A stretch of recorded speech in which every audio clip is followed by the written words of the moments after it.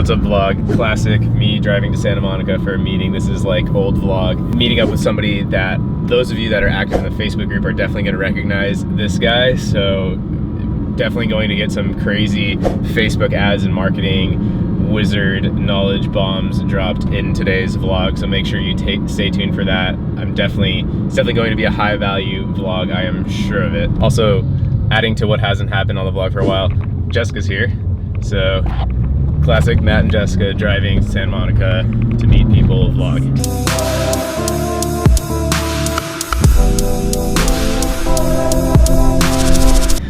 Also, real quick before we get there is the call giveaway. So if you want to win a 20-minute call with me, thumbs up, subscribe, hit the bell, and leave a comment on this video, and then watch the next one to see if you won. Same way as in this one. Later in this video, I'll announce who won the last one, so stay tuned for that.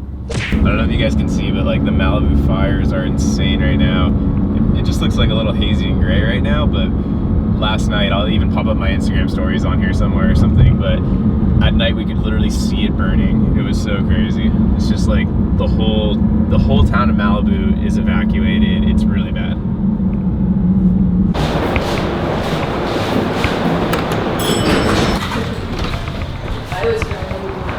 Fuck, I didn't think it'd be like this over here. I literally don't even want to be breathing this. Oh my god. What's up? Well. Dude. Good to see you, brother. Great to meet you. Absolutely. How's it going? This is Good Jessica. to meet you, Jessica. Nice to meet you too. Good to meet you guys. It is so smoky here. For some reason, I didn't think it'd be this bad. No idea.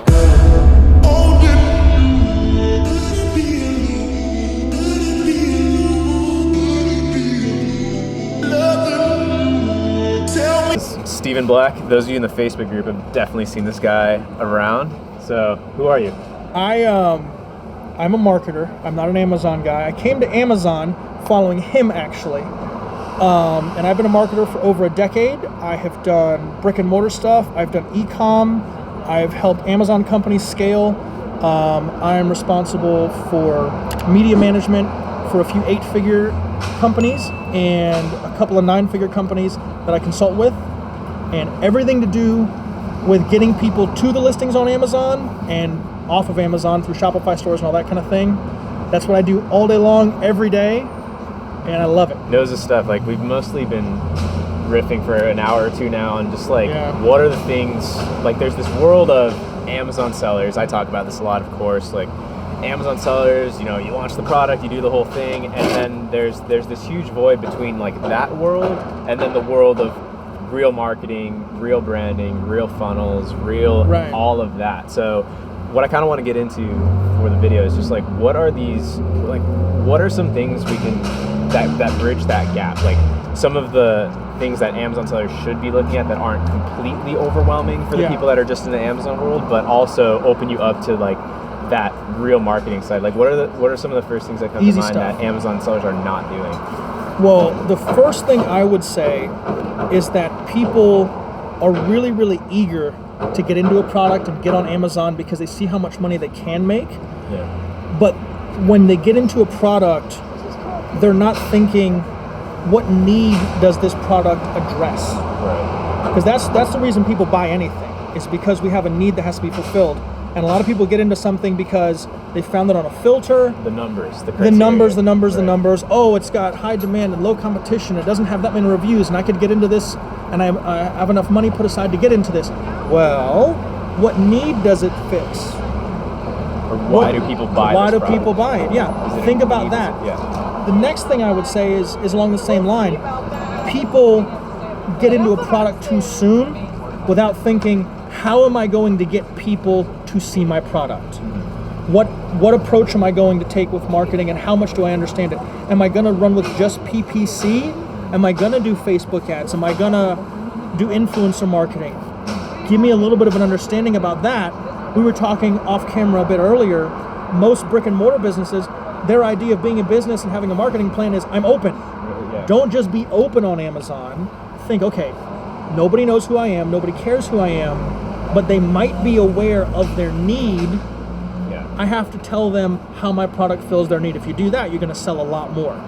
Yeah. Probably the last thing I would say to keep it simple, and you taught me this actually, as far as Amazon goes and how to angle it for Amazon, but I've been doing it for a while, is when you get into a product, okay, cool, you found your product. You figured out what the need is. Right. That's your hero product. Yeah. That's your Batman. You got to find some sidekick products. Your Robin. Because if people really like what you have, they're going to want more from you. You got to figure out what else you can sell them. Yeah. And don't make it just a single bundle. Sell it separately. Yes. And say, hey, here's something here. And it's one of the things I noticed a long time ago. You mentioned, hey, have this as an add-on item, advertise on other add-on items to boost your own listing. Yep, the accessory can be the accessory to somebody else's brand, but then it can also feed into yours. So yeah, I mean, I talk about this a lot, but I definitely want to jump into it for a second. Is the product line is where it all starts to happen, because then you can say, especially playing in with the things you're talking about, hey, people that bought product A, let me set up a marketing campaign to show those people product B. Let me show product B to product, like, you know, that stuff cross-pollinates with other brands. All of this gets your LTV up, gets your order value up, gets everything up. I mean, that's like what a lot of people are always asking. Like, you always say brand, but like, what does that mean? It starts with product line. It starts with having a product line that fits a need and fits. They're related in such a way that it's the same customer for those multiple products. Now, another thing I would say on that same vein is when people talk about launching a brand and they get their product, aside from thinking about marketing, you also need to be thinking about how you're going to get customer service to those people, because they want the service behind the product. It's like buying a washing machine. You don't care about the company for the washing machine until the thing breaks and you need the company. But then when you get involved with the customer service side, that's what makes you want to talk about, oh, hey, this is so great, because they stand behind their product. Well, your post-purchase follow-up and customer service, not just email. Right. That experience is what's going to get people to review. People don't review, you know, based on a product unless it really blew them away. They expect that it's going to be great when they buy it. That's why they spent the money. But going above and beyond, fixing a negative experience or giving them an overly positive experience on the customer service side will get you more reviews.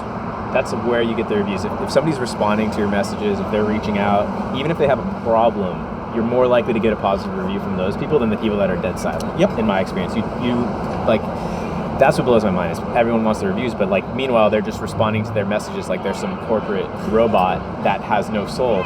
And those are your opportunities to go make this the best experience they've ever had and do something completely above and beyond and just be super approachable and super helpful and all of that. And then ask for the review. Of course, you have to, you know, ask for it in a flat way. You can't say positive, all that, but one of the things that I've done a lot of that's really, really helped is when people buy your product on Amazon, or even before they buy your product, they're probably going to Google you and check you out.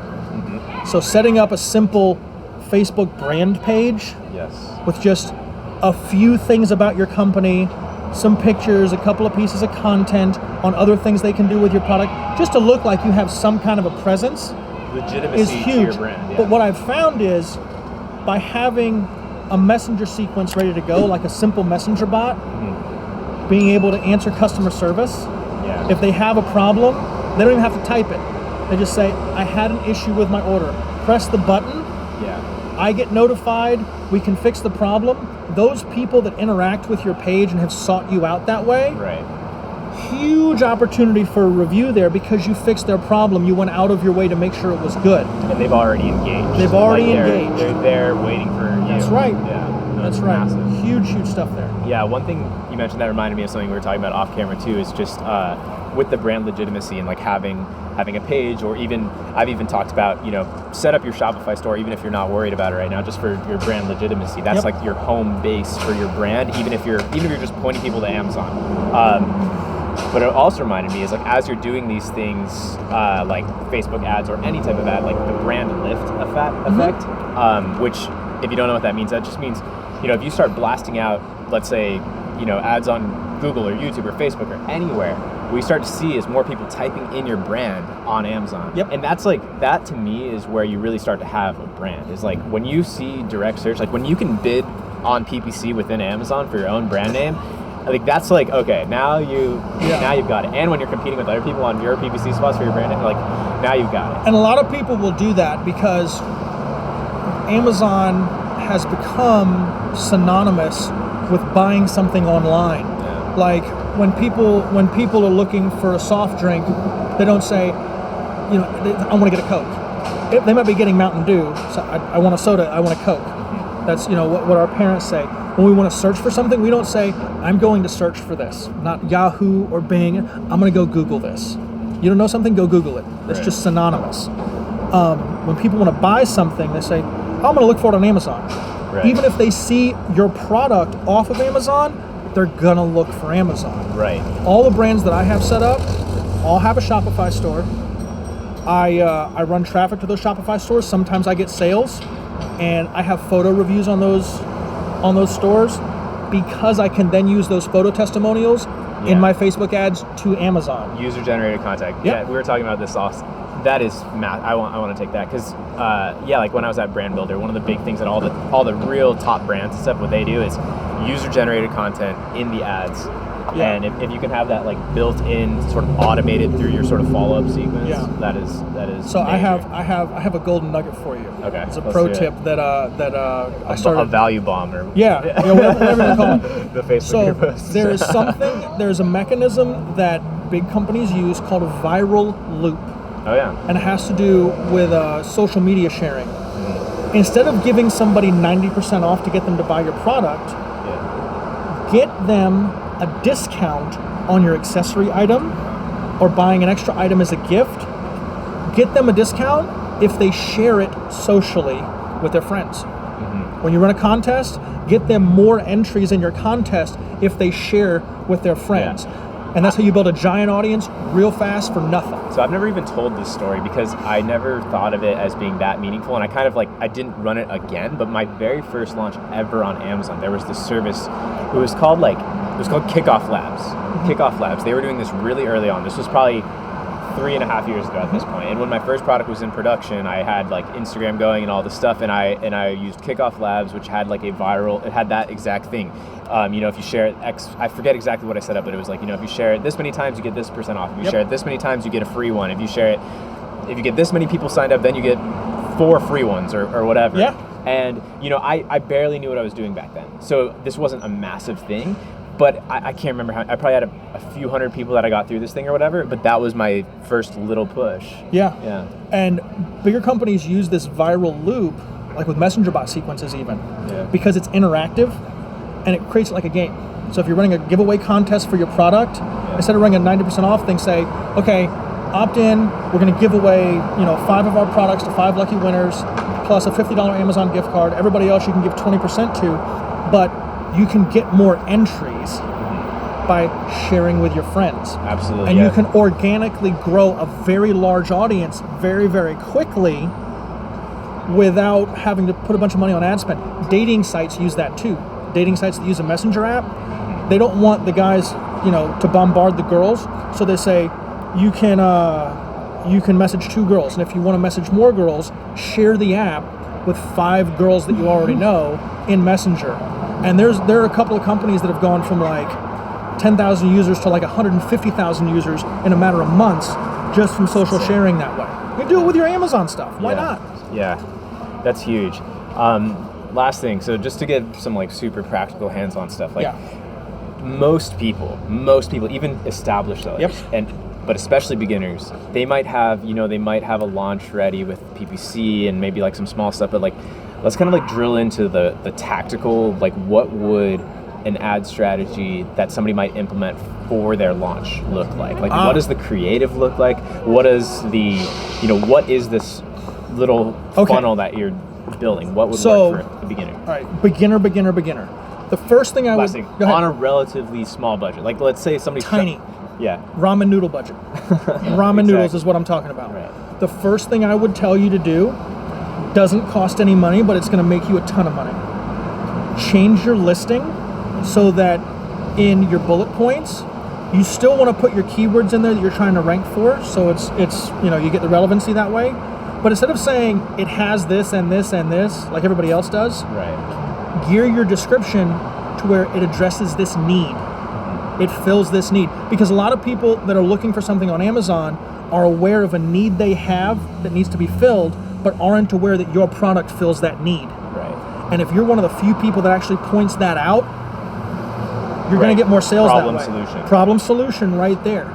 It's you're helping people become more aware of how quickly they can get that need taken care of by buying your product versus them having to bridge the gap themselves. Don't have faith in people. People are not that smart. Right. You educated yourself on what your product does and how amazing it is. Don't try to educate them. Yeah. That takes too long. Just help them bridge the gap right there and they'll say, oh, here's my money. Easy stuff. Yeah. And if you already point out that it fills their need like that, not only are they going to be more inclined to buy it, but if it really, really fills their need and does a great job, more positive experience, more likely to get a review that way. Exactly. So that's number one. Right, that's kind of like, I would put that on the conversion side, is like, you need to have these things ready for when you send the traffic. Mm-hmm. So then, what is the first batch of traffic you're sending? The first batch of traffic, I would do... pre-launch. Pre-launch. Pre-launch is different. I have a whole strategy for pre-launch where I run a bunch of content. That's a whole separate section we talked for a couple hours off camera about. I want to keep it beginner friendly. Sure. Pre-launch, if you want to do that for Facebook, build a brand page like we talked about earlier. Have a presence. You can run a $5 a day engagement ad on a video, or people like lists. It's a thing in content creation called listicles, and that's just a format. And top 5. Yeah, top 5, blah, blah, blah. How many YouTube channels do you know that are top 5 and top 10? They have millions of followers. Yeah. Talk about random garbage. Top 5 Amazon tips, right here. Right. We probably have more. But so as far as that goes, you can run Facebook ads, but you have to know a few basic things. Here's the basics in a nutshell, elevator talk.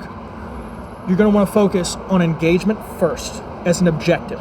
Okay, so that's your top thing. This is what you're asking Facebook to look for, is people that are going to engage with the ad. Not because you want to sell to cold audiences, but you want to know, okay, Facebook, find me people that are going to talk to me and tell me what they think about my product. Yeah. Do I have, ad A with the red logo, ad B with the blue logo, ad A with headline 1, ad B with headline 2? It could be the same product, but just change one little thing up, run engagement. It could be $5 a day. Yeah. Something easy does it, and see which one wins out for people, sending you likes and shares and comments and that kind of thing. And that's the other reason you run engagement. You get more reach because of shares. Right. So now you say, okay, this one is my clear winner. Let me go ahead and put a little more money behind that one. Now, as far as tips go, your ad, you have your copy, and you have your creative, the words and like the video or an image or something like that. For the words, usually more than 50 words is best. We call that long form when it gets more than 50 words. Don't tell people what it does. People don't care what it does. Right. They care about how it fills their need. Right, features versus benefits. Yeah. Think the Orbitz gum commercials. They had the English girl with, makes your teeth whiter. They're not talking about how it makes your teeth whiter. Talking about all the things around it and why you want whiter teeth. Why you would want white teeth. That's right. Not like we have nanotechnology. That's right. Don't bore people. Right. Stay away from technobabble. Right. I could run a week worth of talks on stay away from technical words. Yeah. Like we have our fancy cameras and we know Amazon stuff and we know all this crap. Or like car guys, we could talk car technicalities. Yeah. Nobody cares. Right. Nobody cares. Don't do that. Agreed. So, as far as creative goes, you can use an image or you can use a video. Video is going to get a higher engagement rate statistically. If you're going to run a video, run what's called a pattern interrupt within the first 3 seconds. Like if it were you and I talking, I'd have text pop across the screen within the first 3 seconds to say, oh, what's that? Yeah. The reason you want that is because it makes it a little more interactive.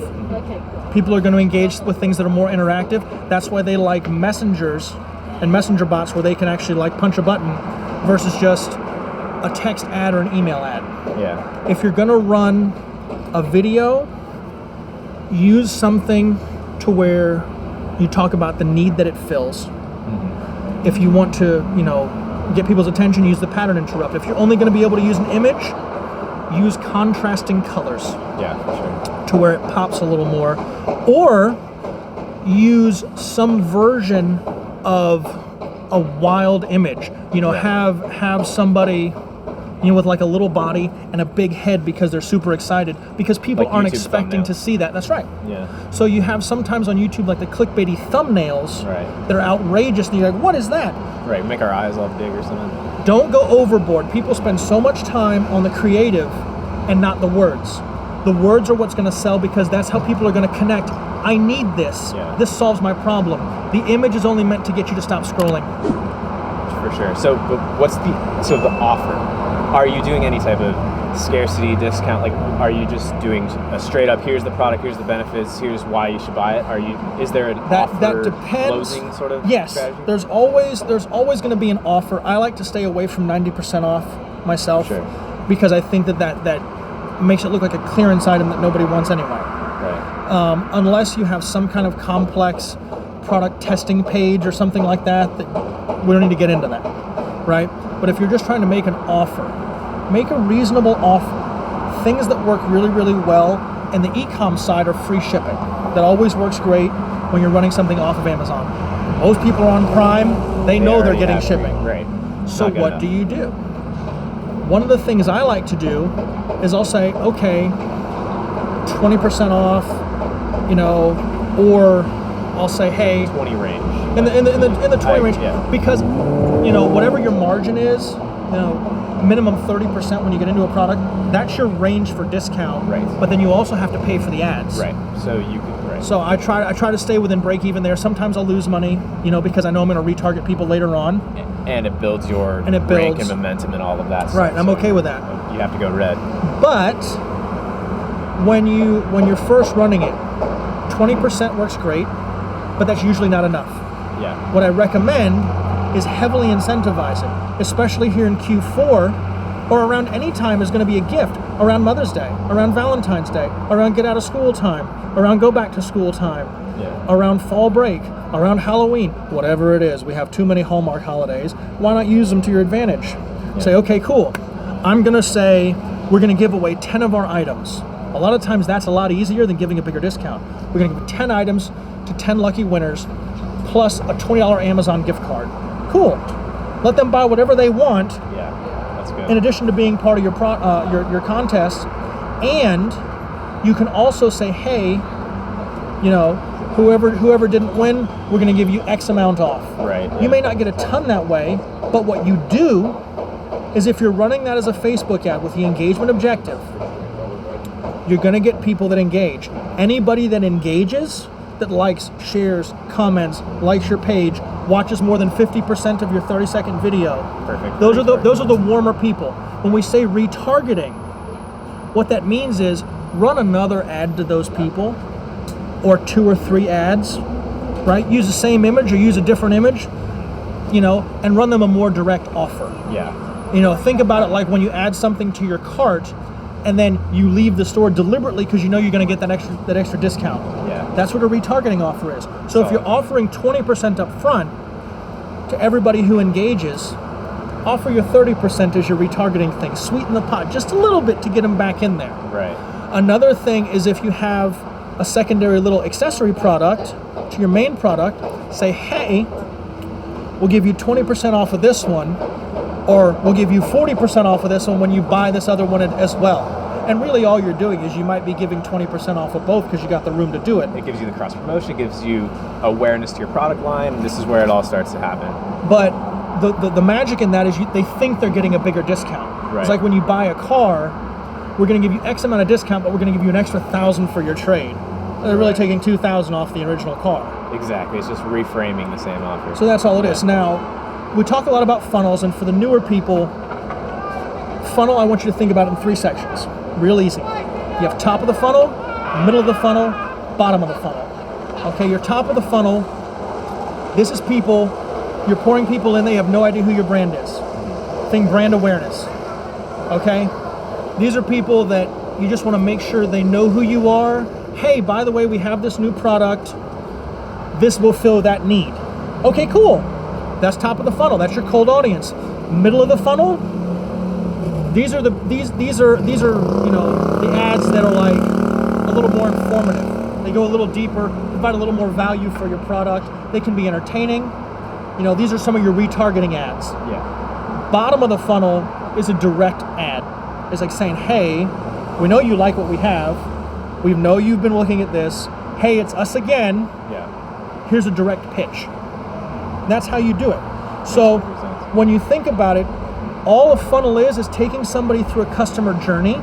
If you're a new person, set up a cold ad that you're trying to make people aware of what you have.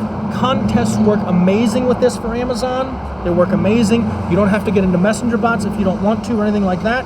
Keep it simple. Yeah, agreed. Here's some ad copy. Write up what your customer needs. A good way to do it is address a problem you're trying to angle toward. Tell them what their life looks like with the problem.